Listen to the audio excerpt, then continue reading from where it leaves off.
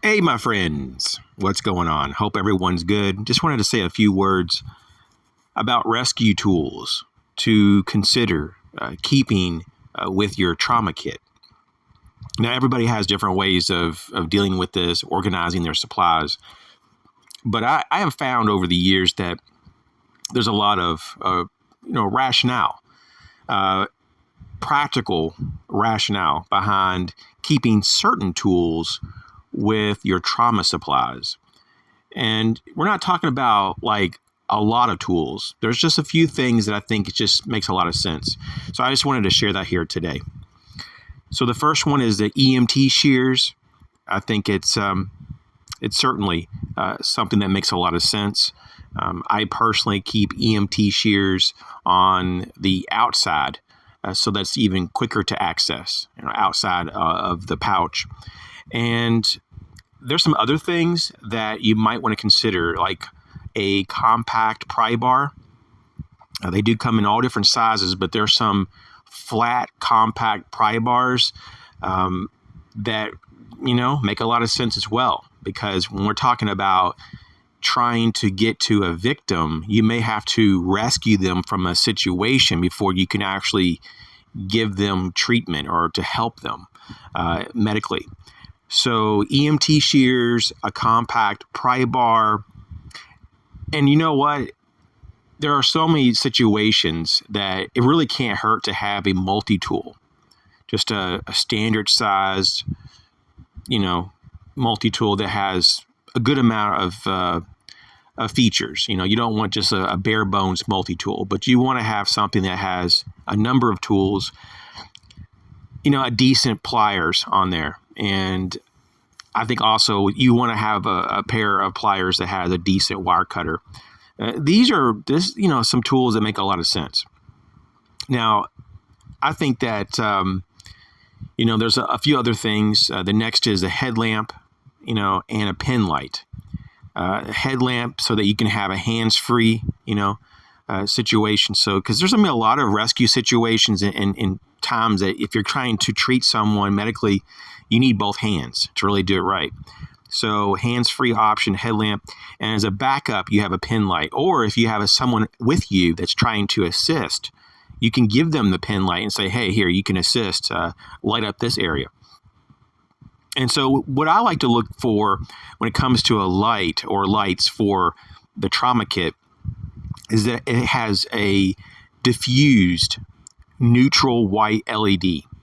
Okay, that's just what I like. I don't want a light that has a really strong hot spot, and I just want something that's just real floody, really diffused. And I like the neutral white because it gives you the best color rendering. And so I don't want an LED that has a tinge of a color that's bleeding over and making it so it's a little more difficult to see what the true color of what I'm looking at. So this is important in particular so that you can identify if something is blood soaked or if someone's bleeding. You can easily identify that that's red and that's blood, and you get what I'm saying. Also, I would have spare batteries for these lights. I would not get a light though that has a built-in replaceable battery. I would have something that you can switch batteries out and that doesn't require something to sit on a charger for 2 or 3 hours. So I think it just makes a lot of sense to use AA or AAA batteries for this application. Of course, you could go with like a 16340. That's another option. If you're just wanting to go full size, you could do an 18650 even. But I think it makes a lot more sense when we have all this stuff going on in our kit. You probably want to go as small as the form factor as possible. So AA's, AAA's, 16340s make a lot more sense. Another tool, and this is just so simple but so useful, and this could definitely save your life or someone that you're trying to actually help, is a window punch. And there's a lot of them out there. This is found in lots of different forms. Sometimes the window punch also comes with a seatbelt cutter, and that's the one that I have. I use the brand called Rescue Me, and I've featured it here on the channel before. But it's very simple, very inexpensive.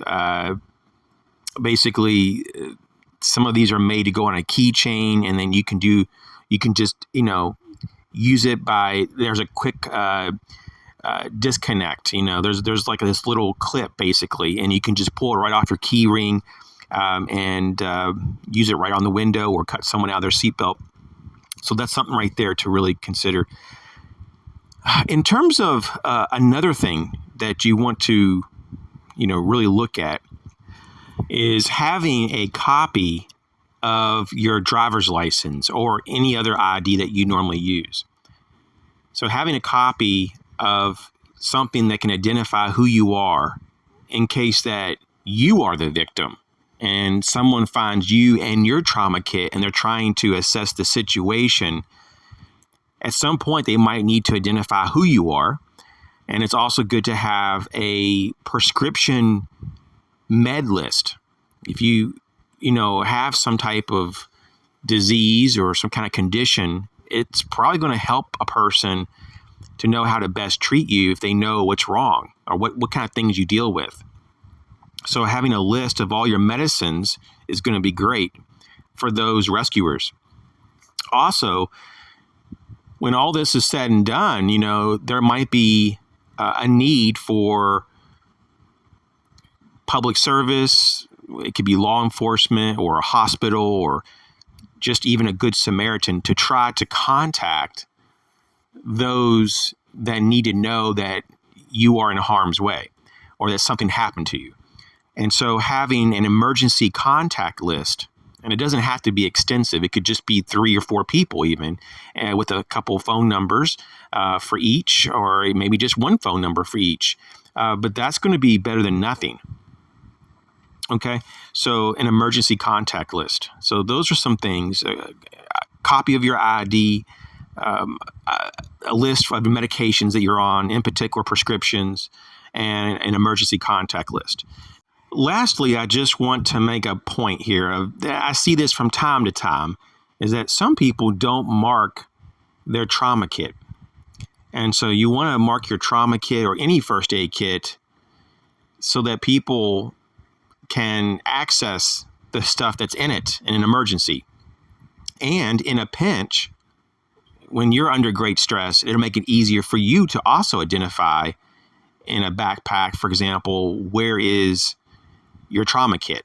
When seconds mean life, when seconds are precious, you don't have the time to fumble around in your bag, and try to find your life-saving equipment and supplies. And so this is so important for you to, first off, put your trauma kit, in a place that's easily found in your pack. And the way I do it, I put it at the top of the pack. So it's just right there. And I also kind of just mark it. The way I do it is I put a patch. I have a first aid patch, and it's bright and it's there. Some other people, they have other features. There's, glow in the dark types of zipper pulls and patches as well. There's all kinds of ways to make something stand out. And so you could do that, or you could just, make sure that when you select a pouch, it could just be that it's a really bright pouch. Now, I have lots of different types of trauma kits. Some of them are really bright red. I have some that are orange. My favorite, though, not so much practical, but it's just cool. It's like a multicam, and but I make sure to put a bright, white first aid patch. And this particular trauma kit is what you've been seeing this whole video. And I just use that as a filler so that you have something to look at. But yeah, so basically you have to figure out what you need and go with it. But I would encourage, though, to really think this through. Give it some consideration. Not so much just for your medical supplies and to know how to use it all, but some of the rescue tools and some of the common sense items that we just went over. Might want to consider some of those, or maybe all of them. And, there's one other thing, though, that I think you could probably throw into the mix is maybe a collapsible pen. Or, if maybe you don't want a collapsible pen, maybe you just want some other type of writing tool. But I'd have something, because you might need to jot down something. And so if you're going to have some type of writing tool, you might as well have like a little notepad. It could just be a little one, And I mean, you could even go even more simple. Instead of a notepad, you could just have a couple pieces of copy paper folded up and kept with that pen or whatever that your writing tool is. And so just some things to think about, because sometimes things just happen at the worst time. And having these little things can help you so much to get through a bad situation.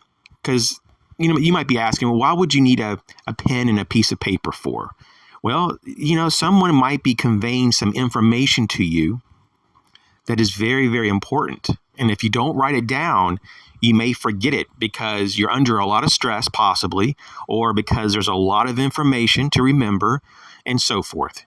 And so, humans are not perfect. We cannot remember everything. We don't have perfect recall. And some of us are really not very good at being very functional under a lot of stress. And I just noticed even for myself, the older that I get, the more difficult it is for me to deal with stress. And I don't think that's too unusual. So just try to think things through ahead of time. And I know we can't always, think about all of the possibilities of how things could be, but just be as prepared as you can. So I hope this video helped. If you have any thoughts or advice, or if you just want to chat about something, just throw it in the comment section. Thanks for your support. Hit the like button. That really helps the channel. And if you haven't subscribed, feel free to subscribe. I would love to have you. And also, if you want to share this video or videos from this channel to other people, that would also be awesome. So once again, thanks for your support. You guys take care. We'll catch you later.